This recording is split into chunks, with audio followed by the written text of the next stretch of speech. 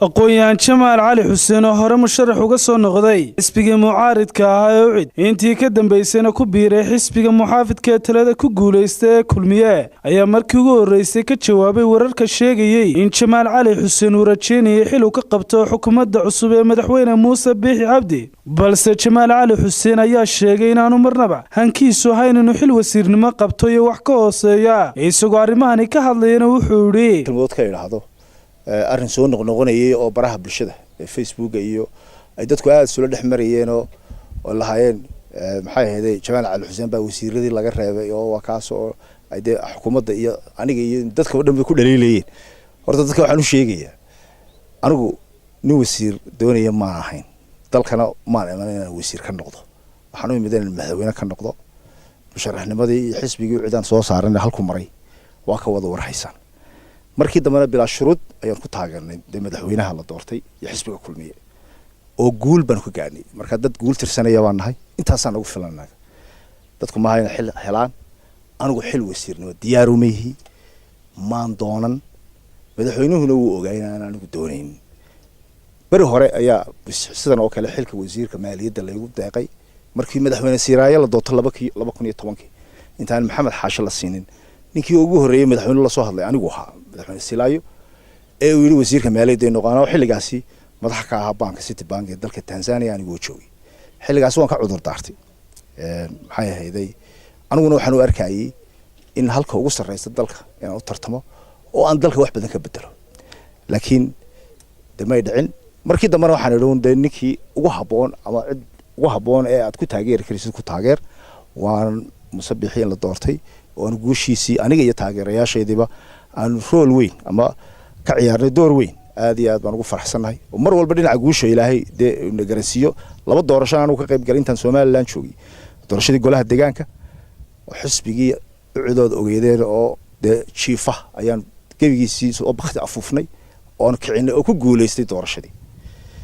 haddana xisbiga Kulmiye ayaan cudud iyo quwad ku taageernay oo marchinka ama xoog ku guuleystay aad ka warhaysan marka anaga intaas noo sharafa nin daayar baan wali u ahay wali xooga dalkana wixii aan u qaban karaayo ma aha inaan xil iyo waxa u qabtaan siyaabo kale dalka loogu shaqeyn karayaa jira in dalka loogu shaqeeyo oo la taliyo oo la taageero waxaan leeyahay aynu taageerno madaxweynaha cusub iyo golaha wasiirada oo aan halkan hambalyo ballaaran uga jeedinayo dadkuna yaani marka horeba hebel baan ku jirin lagu mashquulin waxaan leeyahay madaxweynaha doorateen madaxweynaha aamina ninka doorateen waqti siiya fursad buu wali haystaa xaq baa u leeyahay ku mucaaridaan ama dhaliishaan waa sababta u doorateen taasi laakiin horta wali la xiligeeda lama gaarin oo wali shaqadeeba muu bilaabin marka dadka campaign-ka ku jira ama madaxweynaha taageerayeen micnaheedu ma aha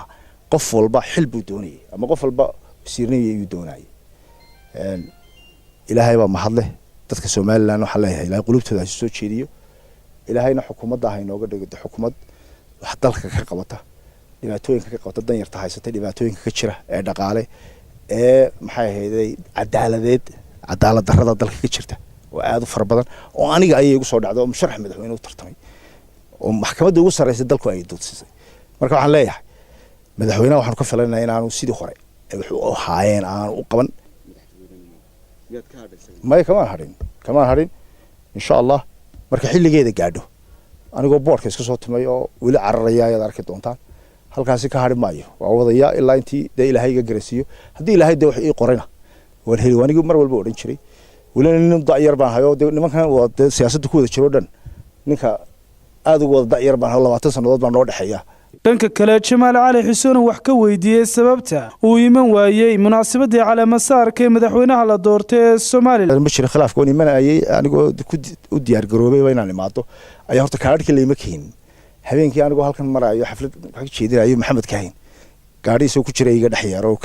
hal kaadhi qaado dana waxaan ku yiri garab dhan baan ahaayo xisbiga wuxuu ku soo biiriyay miyaanad kaadhkii aniga garabkii dadkayga u hayno markuu yiri maya waxaan ku yiri xabadaas ma ku hayaa markuu yiri waan dhigay dadkii ku oran karmayaan meeshii baan tagay idinkiina waan idinka tagay iyagan la maartay la joogaya dhibaato ma laha dadkuna way badan yihiin xafladuna ma ahayn cid walba tagto taasina micnaheedu ma ahayn deel iska soo horjeedo baraka qaar ba dadku aanay maartay xaflad weyn bay ahayd meel walba la isaga imanayay laakiin wax dhibaatay ma jiro intii ka dambeysana madaxweynaha waaba kulan oo wax dhibaatay adeer maartay oo dhibaatay ma jiraan Cismaan Axmed Ismaan Star TV Hargeysa